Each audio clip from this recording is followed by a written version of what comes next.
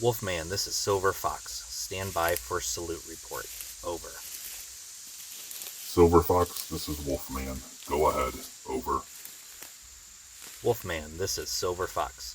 I am located at grid 82044124 break.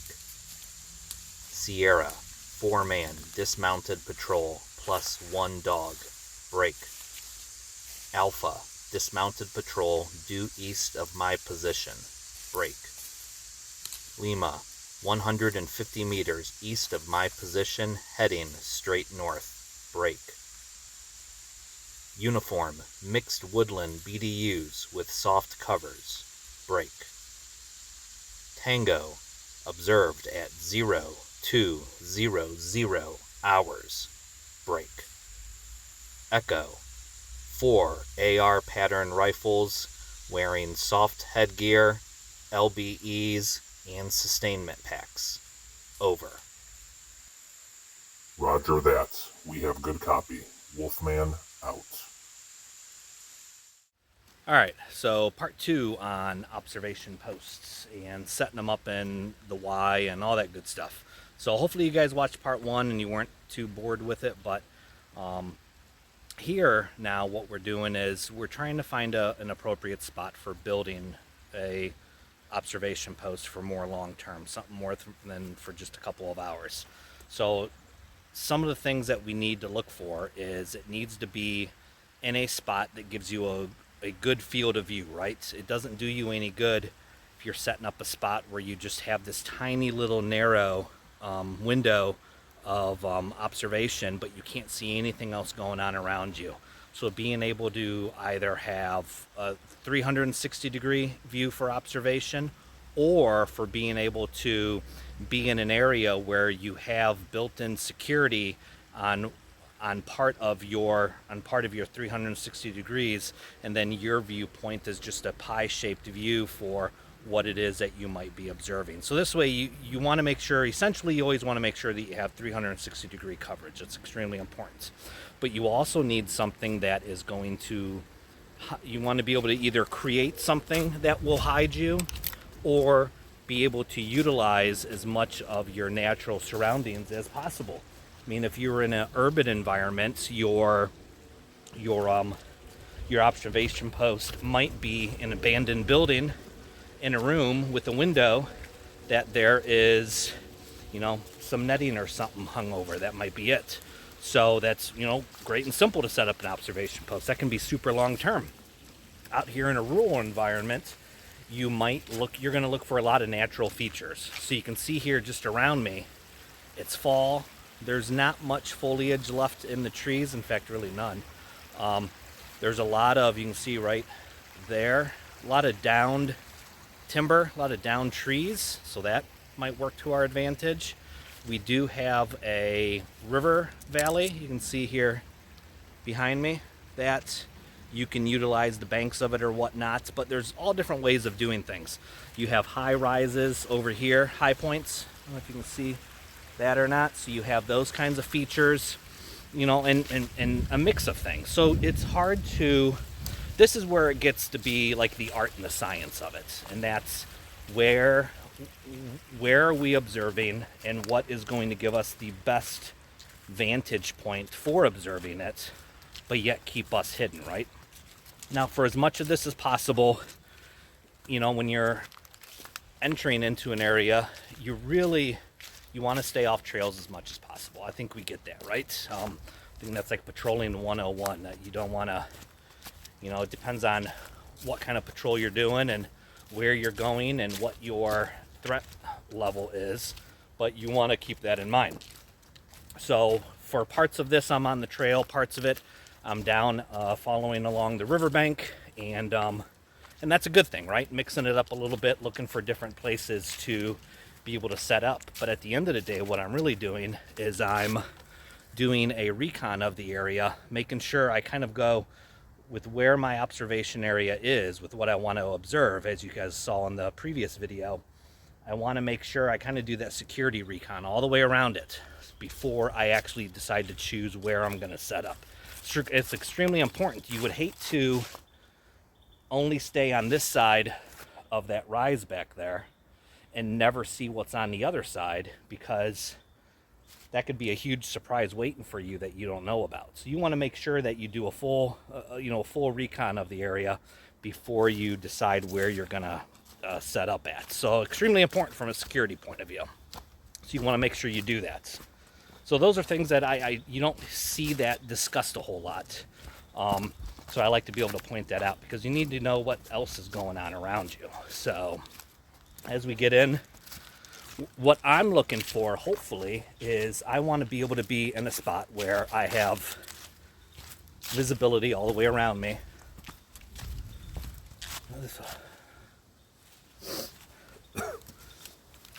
But I would prefer to have as much natural coverage as possible.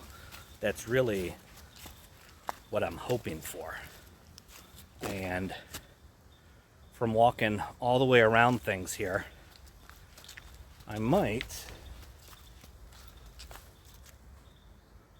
this might be advantageous here for us. So let's see here. There is a huge downed tree up here with all kinds of dead branches all the way around it. And it overlooks my target area where the trails come in. So these, I think if I can show you here. There we go. There's a trail network that comes from that way, crosses the river, and it continues all the way around over there. So this is my this is what my observation point is. This is what I want to watch. So to be able to watch it from an elevated position would be fantastic. You have this down tree behind me here, which could be utilized. But I'm kind of digging this spot right here. Look at this. That might be useful. So let's get down there.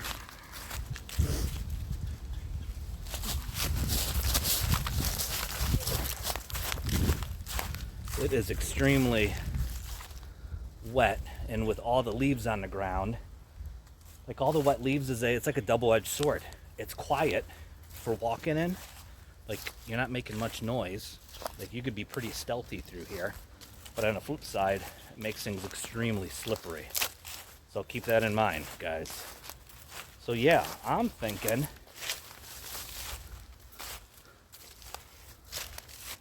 I'm gonna set something up in there. So stay tuned.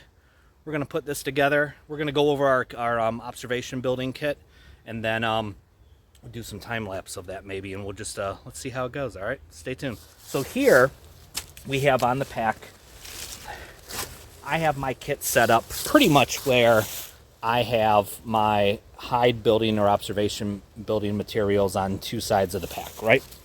So first, on the one side, I have kind of what I call my observation roll here. So what we have here is I have a canvas, basically a canvas ground cloth that allows me,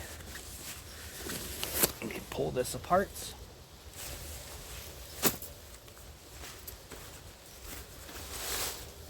Make sure you guys can see this okay before I get, oh yeah, that's looking bad. All right, there we go. All right.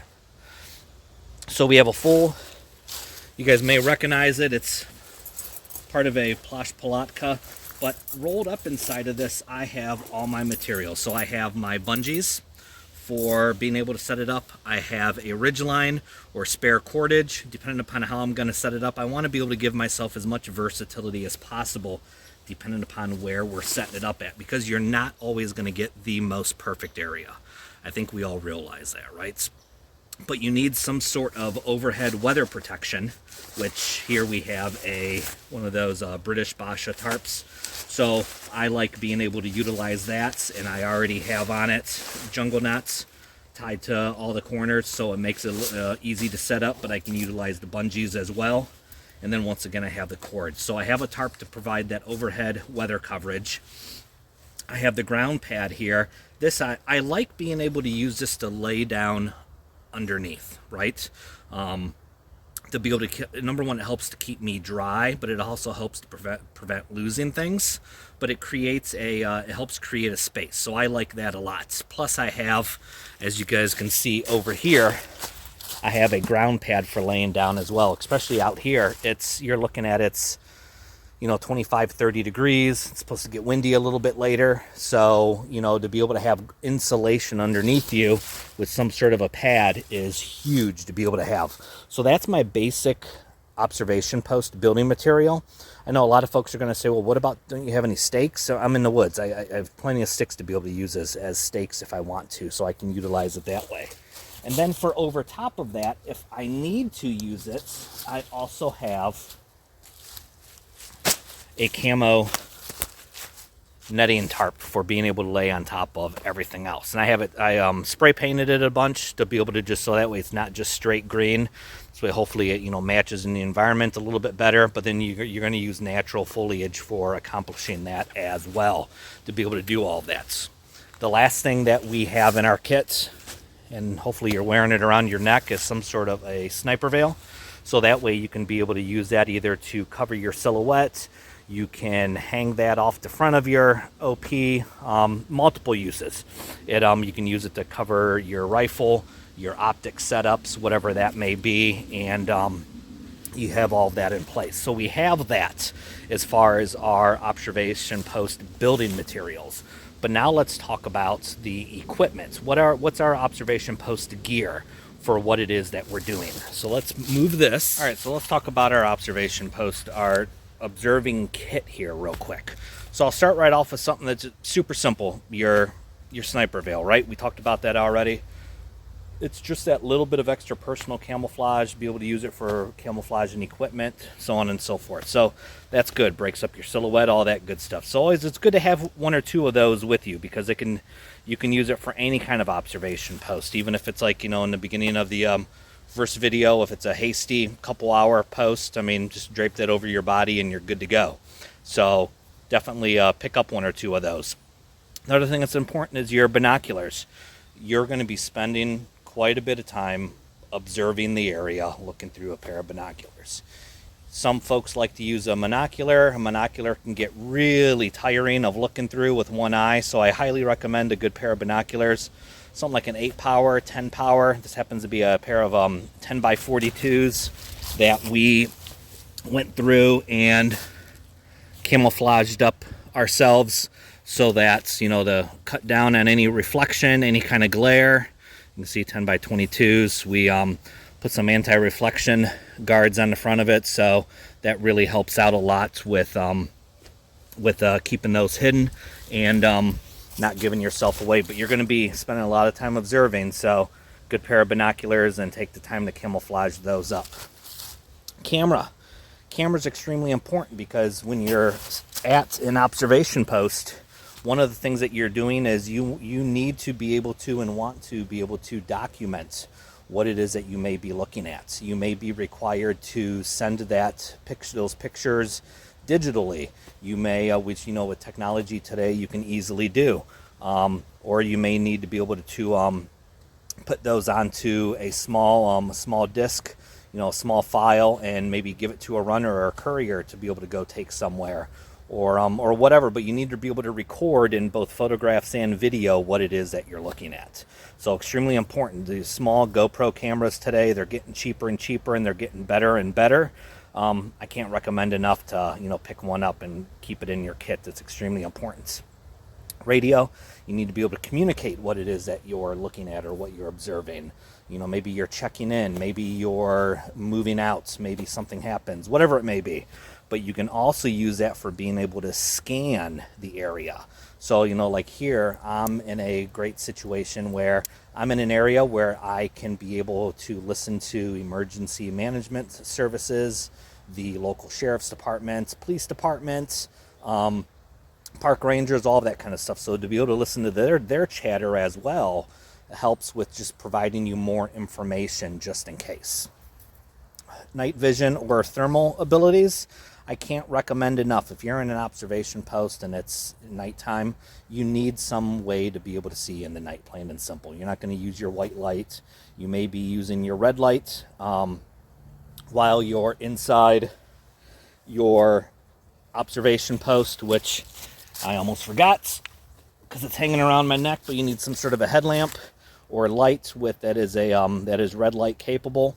But back to our night vision. So night vision or thermal ability, guys, the stuff's getting cheaper and cheaper out there on the market, and the inexpensive stuff is getting better and better and better. I think we're at the point now where there's no reason why everyone shouldn't have, at minimum, bare minimum, some sort of an inexpensive digital night vision setup. This here happens to be the Night Fox Prowl that for $200, guys, you can't go wrong. It's helmet mountable, capable. It comes with a headband for wearing it. It is able to record video and take pictures. It's super lightweight, super long battery life, but even something like that, and it does have the ability, it has a setting where you can actually be able to view through it and turn the IR off and still have light gathering capabilities so that you're not giving away any kind of a light signature in the dark. So I can't recommend enough. If you're in an OP long enough, it's going to be dark and you're still going to need to be able to observe. So some sort of night vision or thermal ability is huge. Note-taking ability. This is another big one, guys, because if you're not writing it down, if you're not recording it, whether you're recording it via photo, video, whatever it may be, you need to take notes. You need to write stuff down. You need to have range cards for sketching out what it is that you're looking at. You need to be able to write and report and send salute reports. Super important thing to be able to communicate that way, to be able to communicate concisely and clearly and to the point, and keeping it as short as possible. You need maps of your area. I can't recommend enough. You can, guys, today you can print maps for free online and go get them laminated or whatnot. It's huge. Your classic Write in the Rain notebook. If you don't have a Write in the Rain notebook, you're gonna die. That's what they say, right? And then pens and pencils, markers, things like that, map measuring tools, all of that kind of stuff. All of that written down in there, or having all of that in there for being able to keep track of things. So it's extremely important. So this is just a basic, literally a basic observation kit here. Now, depending upon what the mission parameters are or the area that you're in, you may be adding a drone to it. You may be adding a spotting scope, especially if you're much further away from your target. Maybe you're 400, 500, 600 yards away from your target. You may end up wanting to take a small or a lightweight spotting scope and tripod with you for viewing through. It can make life a whole lot easier here. So, once again, this is just, I look at this as your basic observation toolkit for what you may need inside of your observation post. So let's go ahead and let's go put a observation post together.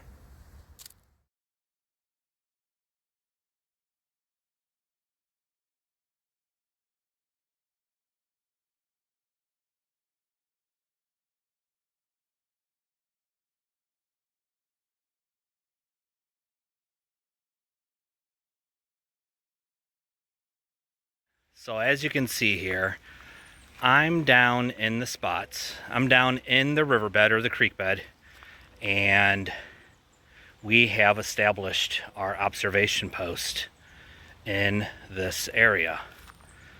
So the goal, once again, is to be able to see the trail that comes down through here. It crosses the creek here, and it disappears all the way up through that way, crosses the creek again, and keeps on going around there. Then there's a major road over that way, about half mile, 3/4 of a mile down, with a giant culvert, and that culvert goes underneath the road into the next park system. So there's no trail necessarily without going over the road, but you can go under the road through the culvert, and I've been through it many times myself. It's big enough to walk through, and with the low water levels, you might get ankle to calf deep in the water, and that's it. But people will come through here, through this trail, up there and out to the next park system, right? But there's also a trail that cuts up through here over into that neighborhood up there. I don't know how well you guys can see the houses up there, but there's a neighborhood over there.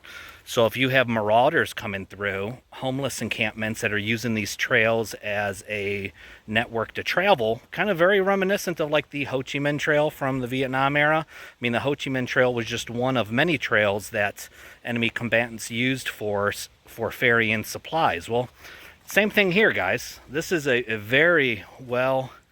It's known that they travel these trails. So we are able to set up an observation post to be able to watch that. So earlier today, for a couple of hours, we watched from up there, if you remember, from over that ridge where you wouldn't be able to see, or people down here in my spot would not be able to see up there, right? All right, so, but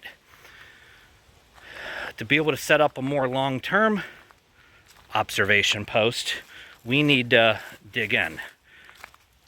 So I've already done my recon of the, whoops, slipping on rocks.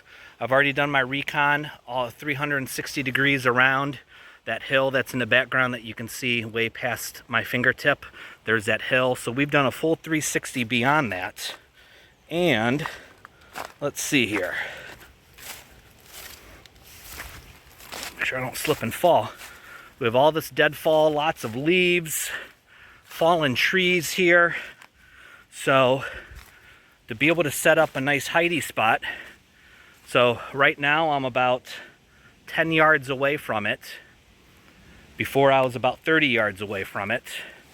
As we come through, and you can probably start seeing we're about 5 yards away from it now, if you can see it there.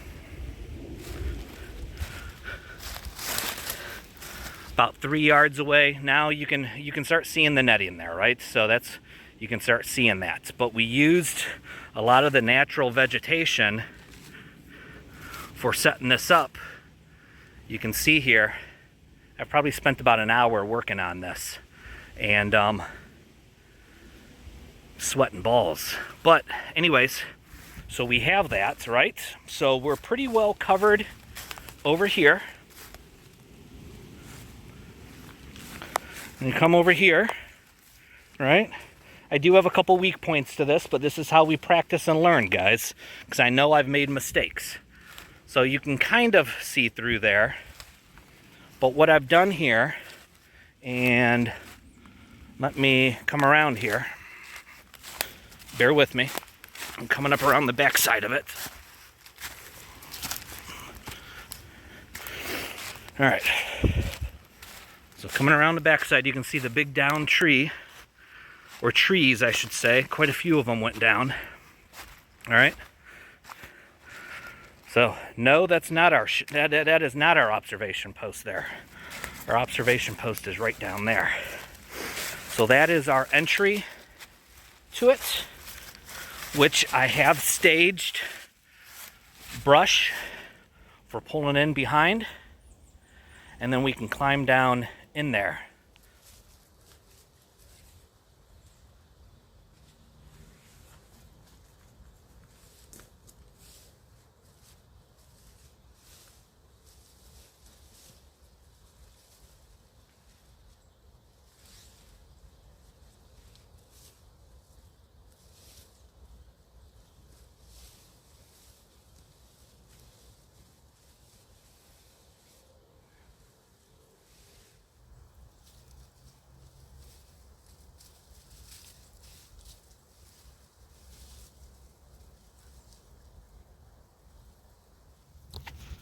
And there, guys, is our view inside.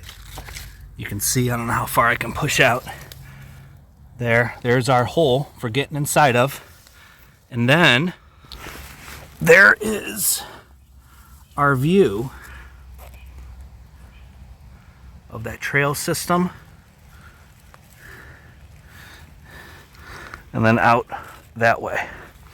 So there's the entire view of everything. Wolfman, this is Silver Fox. OP established at 8204-4124. How copy? Roger, Silver Fox. We have good copy. Over. Roger that. We'll observe and report checking in every 3 hours. Over. All right, gang, so we are settled in, and we've sent our status report checking in, and we'll be here for the next several hours. So anyways, thanks for tuning in. Thanks for following along on our day out practicing observation techniques in recon, putting together hasty observation posts and a long-term observation post. Already I can tell you there's a whole bunch of stuff I would do different. Although trying to do it in an hour by myself, I was pretty pleased with it. So anyways, guys, keep getting out there, keep training. I can't stress it enough. If this old guy can get out and do it, you can too. And we're all going to be better because of it. So anyways, keep getting out there, keep training, guys, and we'll touch base soon. Thanks a bunch. Later.